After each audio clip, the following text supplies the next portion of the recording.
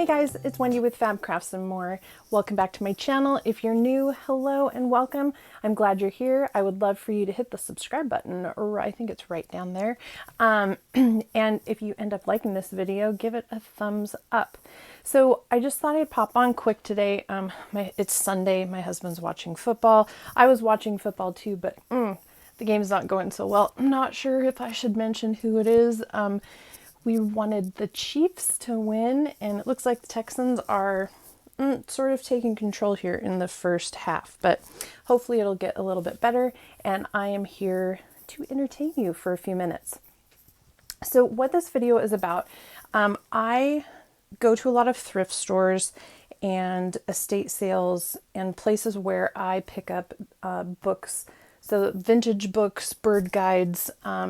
I know if you've seen some of my posts in some of the Facebook groups, you'll know what I'm talking about. And I've also made some things with bird guides. I look for little golden books. What else? Books that have pictures of roses and gardening things and bugs and animals and all those kinds of stuff that we love to use and chop up for junk journals. But something you may not have considered are collector's books or books about collectibles, antiques, and I'm here to show you a few examples. So right here is a postage stamp catalog for stamp collectors. I've got this book about old furniture. This book right here is hard to see what it is, but it is a book about collecting dolls. And then this is a book about advertising in America over the last 200 years. This book right here is a guide to collecting postcards. So let's just sort of go through this and I'll show you some of the images that you can get from these books. And a lot of the times these books are really cheap because they are out of date. Like this book is from 1972, this book's from 2003, and so once people are sort of done with them or they've moved on to a different hobby or the new edition has come out, then these become obsolete to the people who had them in the first place, and then we can get them and use them. So let's just go ahead and take a look at this stamp catalog. Came across this, one of the thrift stores that is in my area is St. Vincent de Paul, and I think there's literally like 7 stores within a 10-mile radius. They have a huge book selection. It's kind of what they're known for. And for the most part, their books are hardcovers, I think for $2.49 and soft covers for $1.49. And so, I go in there a lot looking for books. So let's go ahead and open this up. Like I said, this is a postage catalog from 1973, but it has all different countries, and it starts out from, let's see, where's the date here, like 1845, 1846, and it has so many cool images of vintage stamps and postmarks. Aren't those cool? So the paper in here is sort of that thin paper, sort of similar to what they use in dictionaries, because they are trying to cram a lot of information into here. But there's some really cool images of old stamps, and these images here have sort of zoomed in to the border of the stamps. Now, if you know how to scan and use a graphic design program, you can do some really cool things with these, layering them on top of each other. And building up some cool stuff. Even though they're in black and white, and some of them are a bit dark, by cutting them out and making your own faux vintage postage stamps, by putting them on colored papers, or you could even take some markers and, add a little bit of color to them. So the possibilities are kind of endless, but it goes through the United States. We're now in 1944. Continues to go all the way up to 1972. I haven't really read and looked up what exactly some of these things are because I really just look at the pretty pictures when I'm looking for books. And so just some of these old postmarks were super cool, and I was just like, I have to have that. But then it goes into other countries. That was the Philippines. This is Great Britain, Abu Dhabi, Australia. They've got here from 1908 to 1909 and just on and on. I mean, there's just some really cool images. So black and white may not be your thing, but you could really do some cool things with these, in my opinion. So that's one thing. So you can look for books about stamp collecting, or again, this is a catalog, and by catalog, it's not a catalog for you to purchase these things as much as it is just a collection of, stamps from long ago until then, 1973, the current date. So that's one thing. I know that they have a lot of them. Sometimes there's even hardback ones with color pictures. So something to look for. So this one right here, I thought was really cool too. So in this section, when I'm at the thrift store, sort of the section I go to find these is the antique section, where they have books telling you about how much antiques are worth and things like that. So this was about old furniture, and it just talks about, early furniture and its origins. So it's kind of a history of early furniture. But what I thought was cool were some of these drawings in here that really remind me a lot of these Tim Holtz stamps that show, the diagrams and specifications of things. So that's kind of what drew my eye to this. And so you've got, some cool pictures that you could still use and cut out, but these are the pages that I was really interested in. So it's got a bunch of them. And I think that these could be used, really fun in your junk journals. They could even be, folded in half to create one of your signature pages. This one is double-sided. Sometimes on these, I'll go back to the stamp book. One thing that makes me sometimes want to buy two of these books is that you have to make decisions. If there's something on one side that you want to take a look at the other side, and maybe you like that side better.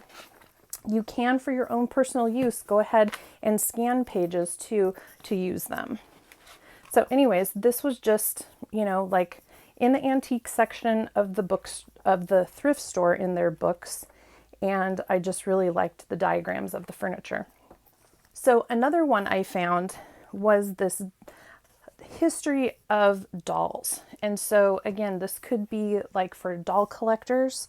This is a really good historical account of where toy dolls came from, dating back to ancient Egypt, and then through modern day, which this book was actually from the 40s. So, up until then. So it's just had some really pretty color images of dolls, also the black and white images. And I just thought they were really beautiful. I really like this page, kind of the, from Germany. They also kind of, at first when I saw them with the green, I thought they were like Irish for St. Patrick's Day, but it does say that they are German dolls. So yeah, like this is just really cool.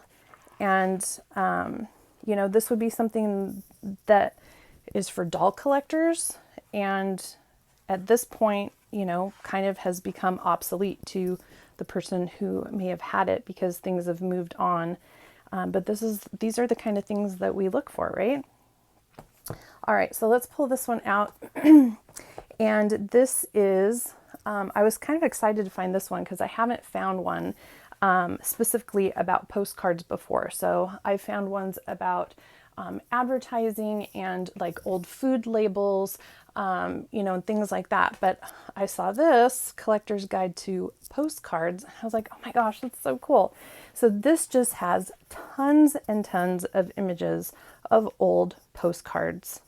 And, these are super cool. You could cut them out individually. There's all sorts of different subjects in here, from Christmas to birthday to all the holidays, Thanksgiving, here's Valentine's Day, more Christmas and New Year's, you know, and just everyday occasions. They used to send a lot of postcards like these, which I think would be really cool if we got back into that, because they've got some really great ones.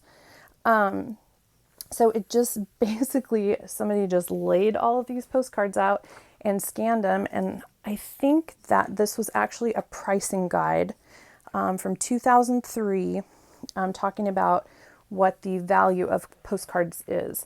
And they've gone down significantly, but I do know that I do look for vintage postcards, and sometimes they can still range in these prices from, you know, like $3 to $5. I like to find them when they're like 50 cents. But so again, you may not be into black and white images, but you know, a lot of these you could even color with markers, or, you know, I don't know, even add napkins over the top. If you don't know how to do that, I've got a video on that. You can take a look. But this book also does have a few colored pictures. So again, you kind of have to make a choice on if you want to use this one, do you still want this one too? And you could scan these for your own personal use, not to use them for selling. Some of these are actually from prior to 1923, so that puts them out of copyright. But because they have been assembled by somebody else into a book like this, you're still on a fine line whether or not to use them in journals you're creating to sell. You could cut them out and use them, but not scan them and use them. But some really great ones. These are really interesting, sort of racy for the day photographs. So just another, like, sort of an area that you might not have expected to find something really cool. So then we've got this book about advertising in America, the first 200 years. And this has some awesome images of advertising, you know, from old magazines, products that still exist, products that don't exist anymore. This one does have some really beautiful color images in it too. And again, this book is really big, but this was the hardcover price at the St. Vincent de Paul where I like to go, and it only cost me, I think, $2.49, and it is completely filled with amazing images. So I hope this has given you just like another idea of where to look if you can't get your hands on actual vintage ephemera and images. Try looking for books like this, because they often can have some really great stuff. So that's what I've got for you today. I hope you found it useful, and you're going to go out there and look for some cool books about different sorts of collections. Also, some others that are good to look for sort of in the same genre type of publications are airplanes, trains, model trains, those types of things, and just history books in general that you find. Thanks for joining me today. Please subscribe to my channel right down there and give this video a thumbs up. Have a great day.